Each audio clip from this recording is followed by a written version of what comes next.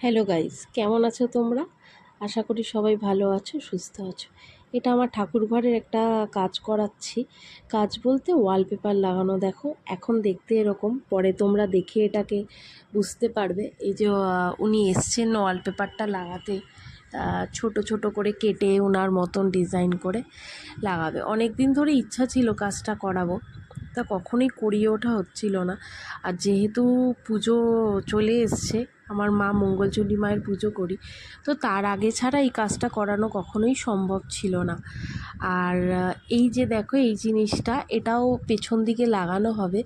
এটা কাটিং চলছে, সেটার একটা ছোট্ট ক্লিপ আমরা ডিজাইন দিয়ে দিয়েছি যে এই ডিজাইনটা আমরা করতে চাই। এই যে মেশিনের দ্বারা এটা জানি না, কিছু একটা ব্লেড আছে বা লেজার আছে মেবি, কারণ নাহলে কাটিংটা হবে কি করে।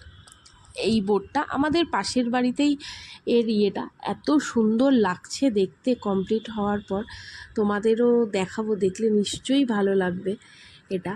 আর দেখো, দেখে খানিকটা আইডিয়া করা যাচ্ছে যে ডিজাইনটা কি দেওয়া হয়েছে।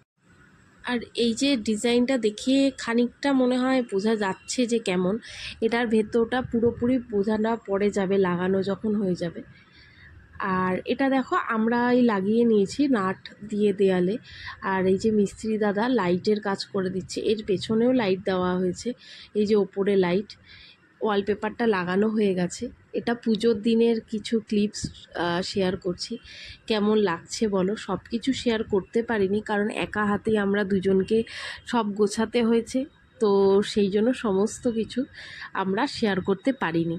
তো কেমন লাগলো দেখো, দেখে আমাদের অবশ্যই জানাও যে কেমন লাগলো। ছোট্ট একটা প্রচেষ্টা, নিজের ঘরে কি হচ্ছে না হচ্ছে এবং তোমাদের একটা আপডেট দেওয়া, আর কিছুই না। কারণ পুজোর মধ্যে এতটাই ব্যস্ততা যে সমস্ত কিছু ক্লিপ আমরা শেয়ার করে উঠতে পারিনি, কারণ আমি পুজোতেও বসতে হয়েছে, এদিকে লোকজনও এসেছিল। সব কিছু চেষ্টা করব নেক্সট ইয়ার যদি কিছু ক্লিপ তোমাদের সাথে শেয়ার করতে পারি।